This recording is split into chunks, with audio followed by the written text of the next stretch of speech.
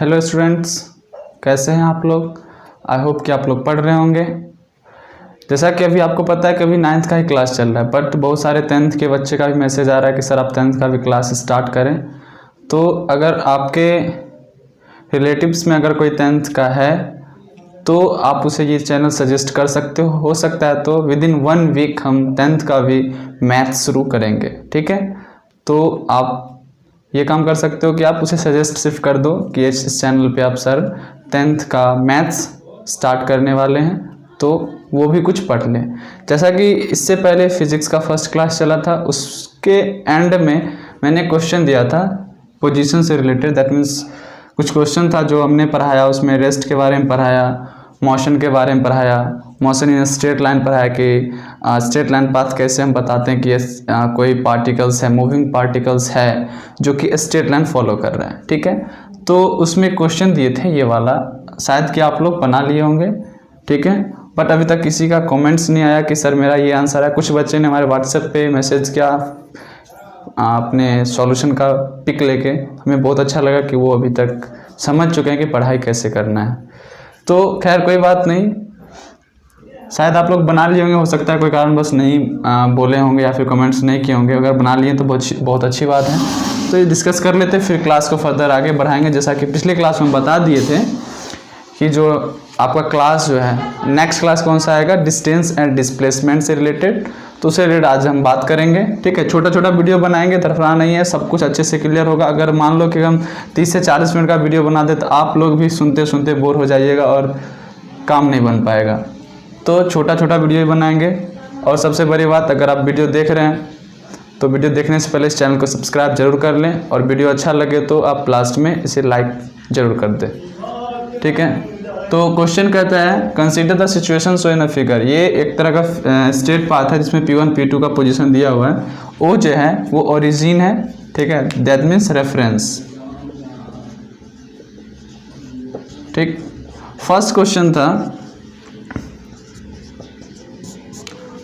था क्या, what is the position of a particles when it is at P1 and when it is at P2। तो P1 क्या हो जाएगा, 2 metre होगा ना, इधर पॉजिटिव डायरेक्शन में, और P2 क्या हो जाएगा, -2 मीटर।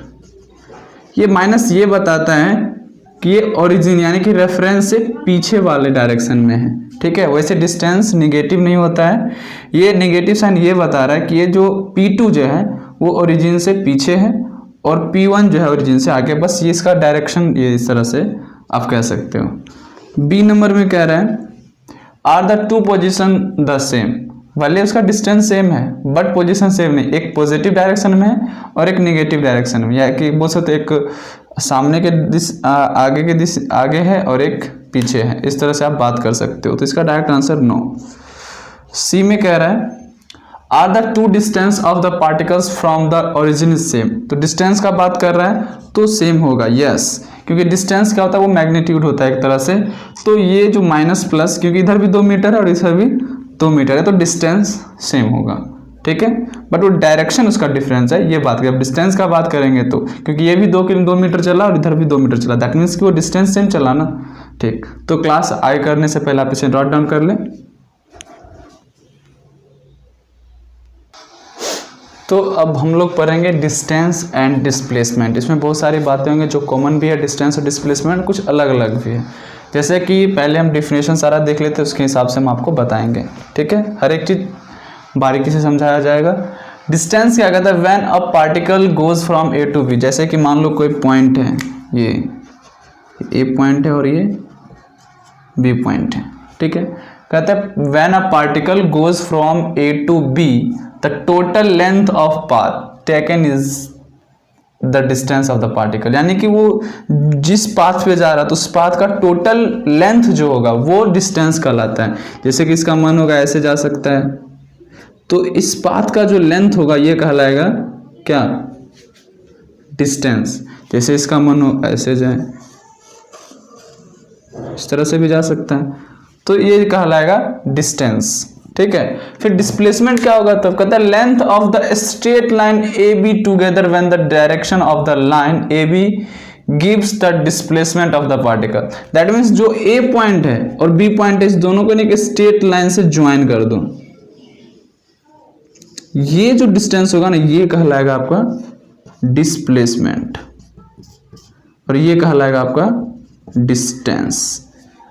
ठीक है, अगर कहोगे सर क्या ये डिस्प्लेसमेंट डिस्टेंस नहीं कहला सकता? कहला सकता है, अगर मान लो कि ये पार्टिकल्स इसी स्ट्रेट पाथ से ये बी तक पहुंच जाए, तो यहाँ क्या होगा, डिस्टेंस और डिस्प्लेसमेंट दोनों इक्वल हो जाएगा। इसके बारे में भी आगे हम बात करेंगे, पहले डिफिनेशन, उसके बाद कुछ एग्जांपल्स लेंगे, क्योंकि बोर्ड थोड़ा छोटा है तो उससे हम अरेंज नहीं कर पा रहे हैं। बट अभी तक इतना जो लिखा हुआ है उसके हिसाब से ये एग्जांपल्स आप समझ लो कि डिस्टेंस जो होता है कि पार्टिकल्स ए टू बी गया, जाने का तरीका कुछ भी हो सकता है, वो जिगजैग मोशन में जा सकता है, एक स्ट्रेट लाइन जा सकता है, यानी कि जो भी डिस्टेंस वो चलेगा, यानी कि जिस पाथ पे वो चलेगा उस पाथ का जो टोटल लेंथ होगा वो कहलाएगा डिस्टेंस। और डिस्प्लेसमेंट जो होता है वो एक स्ट्रेट पाथ होता है जो कि फाइनल और इनिशियल के बीच में, जैसे कि हो गया इनिशियल पॉइंट, ये हो गया फाइनल, यानी यहाँ से चला और यहाँ पहुँच गया, तो दोनों के बीच में जो एक स्ट्रेट डिस्टेंस होगा वो कहलाएगा डिस्प्लेसमेंट। ठीक है, फिर कहता है अनदर वर्ड में आप ये बोल सकते हो the change in the position of a particles during the time interval, क्योंकि अगर चल रहा है तो उस टाइम इंटरवल के हिसाब से वो अपना पोजीशन चेंज कर रहा है। जैसे कि सपोज दैट कि ए से बी जाने में उसे 1 घंटा लग गया होगा, सपोज दैट, तो वो मान लो कि 1 घंटा डायरेक्ट रीच नहीं क्या होगा ना, पहले 5 मिनट हुआ होगा, फिर 10 मिनट हुआ होगा, फिर 15 मिनट होगा, तो क्या करेगा ये टाइम के साथ अपना पोजीशन क्या करते जा रहा है, चेंज करते जा रहा है। तो यहाँ तक समझ में आ रहा है डिफिनेशन क्या कर रहा है, the change in the particle of the change of the position of the particle during a time interval is called displacement. वो टाइम इंटरवल के साथ अगर अपना पोजीशन चेंज कर रहा है तो कहलाता है डिस्प्लेसमेंट। बस ये डिफिनेशन जो है ये 2 चीज कहता है क्या कि how far the final position is from the initial position, यानी कि जो फाइनल पोजीशन है वो इनिशियल पोजीशन से कितना दूर है। तो कितना दूर कहने का मतलब ये वाला नहीं, दूर का मतलब हम डायरेक्ट जो देख रहे हैं आमने सामने वाला, तो एक स्ट्रेट पाथ ही बनेगा। ठीक है, जैसे किसी बंदे को बी पे खड़ा कर दो और ए पे खड़ा कर दो, तो जब वो एक दूसरे को देखेगा तो एक स्ट्रेट पाथ बनेगा, वही होता है डिस्प्लेसमेंट। सेकेंड कहता है in which direction the final position is as see from the initial position. तो कहता है कि जो फाइनल पोजीशन आपका होगा और वहां पर कोई बंदा खड़ा है, मान लो कि बी पे कोई खड़ा और ए पे खड़ा है, तो वो पाथ का बात करेंगे जो उस दोनों को ज्वाइन करता हो, तो वो पाथ क्या होगा, एक स्ट्रेट ही होगा, इसलिए स्ट्रेट पाथ को बोला जाता है एक डिस्प्लेसमेंट। ठीक है, इसमें कुछ रिलेशन भी है डिस्टेंस और डिस्प्लेसमेंट में, उसे पढ़ने से पहले आप इसे राइट डाउन करें, फिर उसे भी देखा जाएगा। ये 2 पॉइंट है जो डिस्प्लेसमेंट को और डिस्टेंस और डिस्प्लेसमेंट को और अच्छे से क्लियर कर देगा आपको। जैसे कि फर्स्ट पॉइंट लिखे हैं, the straight line distance between the initial and final position of a particle is called magnitude of the displacement. यानी कि अगर मैग्नीट्यूड ऑफ डिस्प्लेसमेंट का बात करें तो आप ये लिख सकते हो, मैग्नीट्यूड ऑफ द डिस्प्लेसमेंट। ठीक, ये होता है mod of final position minus initial position. अब ये मॉड क्या होता है, मॉड का मतलब होता है अगर इसके अंदर अगर निगेटिव सॉल्व होने के बाद अगर ये निगेटिव आ जाए फिर भी वो पॉजिटिव बन के बाहर निकलता है, क्योंकि मैग्नीट्यूड जो होता है कभी भी निगेटिव नहीं होता, ये एक नंबर होते हैं 1 2 3 4 5 करके। जैसे कि कोई पार्टिकल है, ठीक है, जैसे कि फॉर एग्जांपल यहाँ पे नीचे आप देख लो, ठीक है, सॉल्व यहाँ करेंगे बट आप यहाँ देख लो, जैसे कि यहाँ पे ओ एक इनिशियल पॉइंट है, मान लो ये 1 किलोमीटर 2 किलोमीटर, इधर -1 किलोमीटर, इधर निगेटिव होगा, ये -2 किलोमीटर। ठीक है, कोई पार्टिकल्स यहाँ से चलना शुरू किया, ठीक है, उसे बी तक आना है।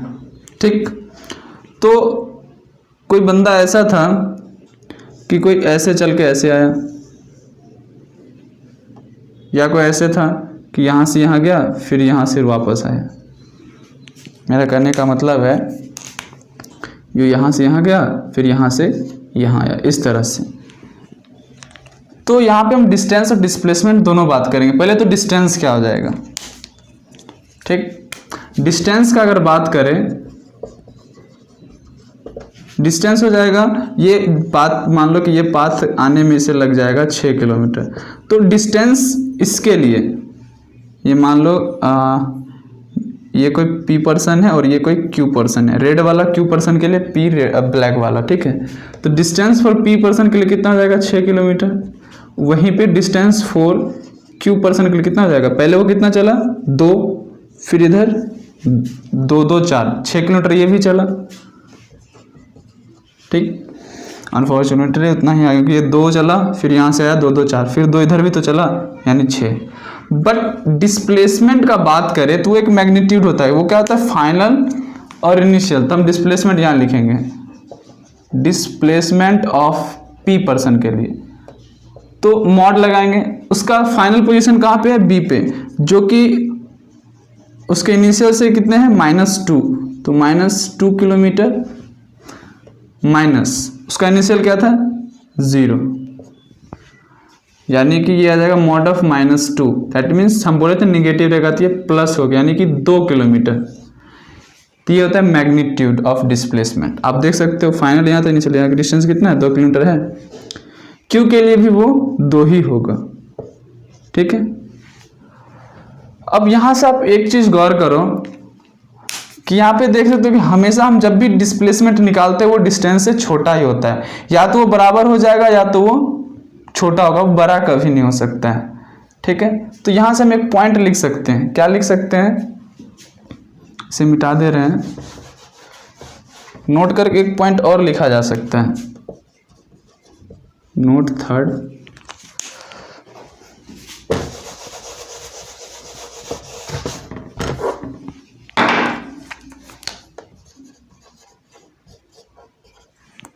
ये याद रखना डिस्प्लेसमेंट जो होता है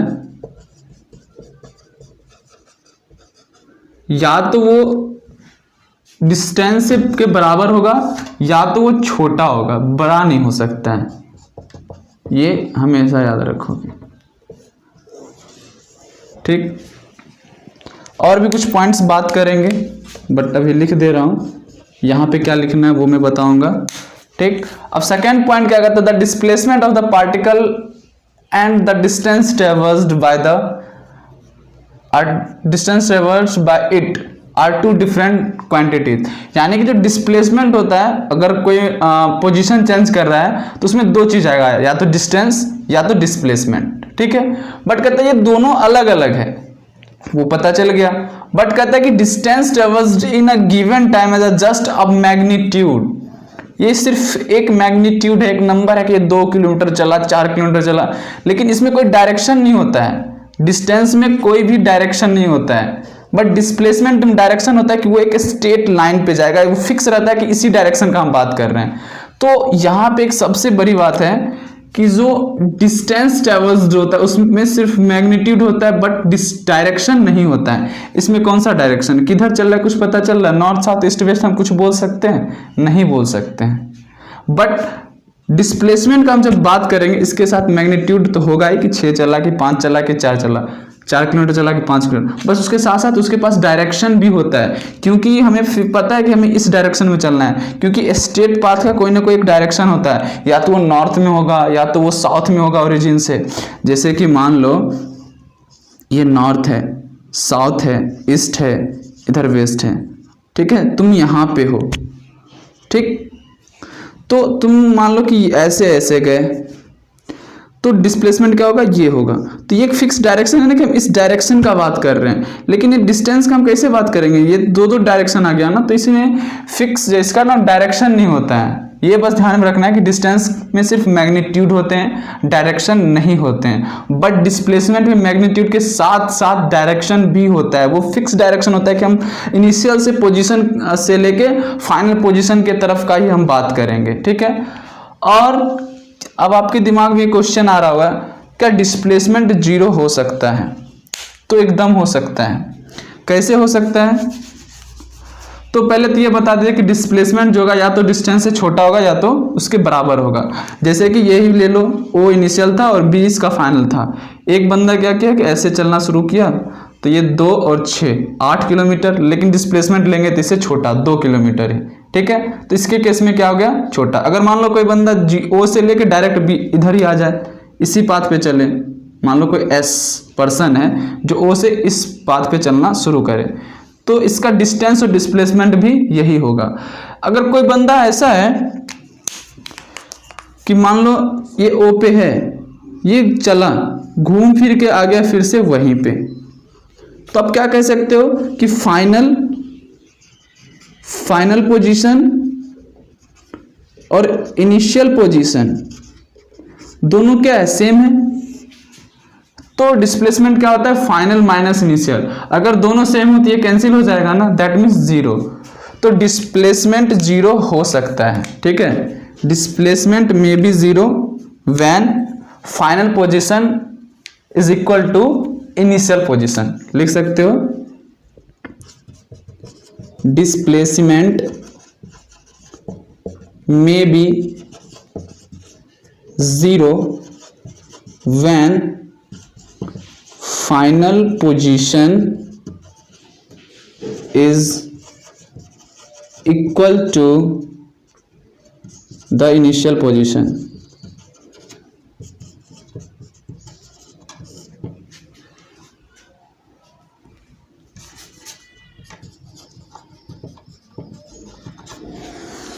तो डिस्टेंस और डिस्प्लेसमेंट के डिफिनेशन पता चल गया, ठीक है। सब कुछ याद रखना और इस दोनों पॉइंट पे आपको ज़्यादा ध्यान रखना है कि जो डिस्प्लेसमेंट होता है वो तो डिस्टेंस के बराबर होगा, या तो छोटा होगा, बड़ा नहीं होगा। और डिस्प्लेसमेंट जीरो हो सकता है जब कोई पार्टिकल्स मूव करना शुरू करे और वो घूम के फिर से वो अपने इनिशियल पोजीशन पे ही आ जाए। तो उस केस में, इस केस में क्या हो जाएगा, डिस्प्लेसमेंट जो होगा वो जीरो हो जाएगा, ठीक है। आई होप कि आपको ये समझ में आ गया होगा, ठीक है। तो आप इसे राइट डाउन कर लें, ठीक है। तो अभी तक हमने डिस्प्लेसमेंट और डिस्टेंस पढ़ा। तो आपको बस ये फॉर्मूला याद रखना है कि डिस्प्लेसमेंट जो होता है वो x2 माइनस x1 का मॉड होता है, ठीक है। बुक में मॉड नहीं लगा के देता, फिर भी हम मॉड लगा के देते हैं क्योंकि हो सकता है नेगेटिव आंसर है तो बच्चे कंफ्यूज हो जाते हैं, नेगेटिव कैसे आ गया, तो वहाँ पे आप मॉड लगा सकते हो। तो S का मतलब होता है displacement of the particle, x2 जो वो फाइनल पोजीशन और x1 इनिशियल पोजीशन है। इसके थ्रू आप डिस्प्लेसमेंट किसी भी पार्टिकल्स का निकाल सकते हो। इससे रिलेटेड आपको एक क्वेश्चन दिया गया है, इसका सॉल्यूशन आंसर आपको कमेंट बॉक्स में देना है, ठीक है। ये डिस्कशन कल होगा, मतलब दैट मीन्स अगर नेक्स्ट वीडियो जो भी फिजिक्स का आएगा उसमें किया जाएगा, ठीक है। आपसे रिक्वेस्ट है कि इसका आंसर आप कमेंट बॉक्स में जाके ज़रूर बताएं, और नहीं तो मेरे व्हाट्सएप नंबर पे आप अपने सॉल्यूशन का या फिर जो भी सॉल्व किया उसका पिक खींच के सेंड कर सकते हो। उसके बाद दोस्त क्वांटिटी आता है, एक होता है स्केलर क्वांटिटी और एक होता है वेक्टर क्वांटिटी, जो कि एनसीईआरटी में चर्चा नहीं किया गया, फिर भी 9th के बच्चे को ये जानना जरूरी है, ठीक है। जो आगे जाके फिजिक्स में 11th 12th में फिजिक्स लेंगे तो उनमें स्केलर और वेक्टर क्वांटिटी का बात आता है। तो स्केलर क्वांटिटी वो क्वांटिटी होता है जिसके पास सिर्फ मैग्नीट्यूड हो, नंबर्स 2 3 4 5, उससे डायरेक्शन नहीं हो, ठीक है। जैसे कि मास क्या होगा, 2 kg 4 kg 5 kg, ये थोड़ी बोलेंगे 2 kg नॉर्थ 3 kg साउथ, इस तरह से बात नहीं करेंगे ना। तो दैट मीन्स कि जो जिसके पास मैग्नीट्यूड है सिर्फ डायरेक्शन नहीं है, ठीक है, ओनली मैग्नीट्यूड, ठीक है, तो उसको बोलेंगे स्केलर क्वांटिटी, ठीक है। बट जैसे कि लेंथ, टाइम, वॉल्यूम जैसे कि 1 लीटर, तो 1 लीटर दूध बोलते हैं, ऐसे नहीं बोले कि 1 लीटर दूध नॉर्थ दे दो, इस तरह से बात नहीं ना करेंगे। तो जिसके बाद सिर्फ मैग्नीट्यूड होगा। बट वेक्टर में है कि मैग्नीट्यूड के साथ साथ as well as a quantity that has magnitude as well as direction, ठीक है। मैग्नीट्यूड के साथ साथ उसके पास डायरेक्शन भी हो, जैसे कि डिस्प्लेसमेंट, एग्जाम्पल में आप लिख सकते हो डिस्प्लेसमेंट में डायरेक्शन होता है ना, ठीक है।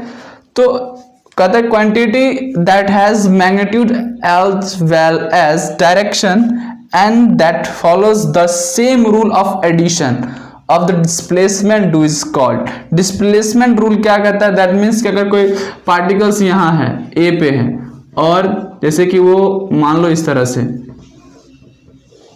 ये नॉर्थ डायरेक्शन, ये साउथ, ये ईस्ट और ये वेस्ट, ठीक है। जैसे कि ये इनिशियल पोजीशन हो गया, ये कुछ टाइम नॉर्थ की तरफ चला, ठीक है, फिर उसके बाद कहाँ चल गया, ईस्ट के तरफ। ठीक, तो पहला जो होगा इसी को जो एरो करके दिखाया था इसको बोलते हैं वेक्टर क्वांटिटी। ठीक है, ये नॉर्थ की तरफ चला ना, जैसे कि 3 किलोमीटर चला होगा। लेंथ वैसे होता नहीं है, लेकिन स्पेसिफाई है ना कि वो नॉर्थ के तरफ ही चला, तब वहाँ पे जैसे कि आप देखे हुए कि कुछ लेंथ का बात किए हैं, तो मीटर किलोमीटर ये सब स्केलर वो सिर्फ मेजर है। जैसे कि कपड़ा खरीदने जाते हो तो नहीं कहोगे ना 3 मीटर नॉर्थ कपड़ा दे दो हमें, सीधे बोलोगे 3 मीटर कपड़ा दे दो।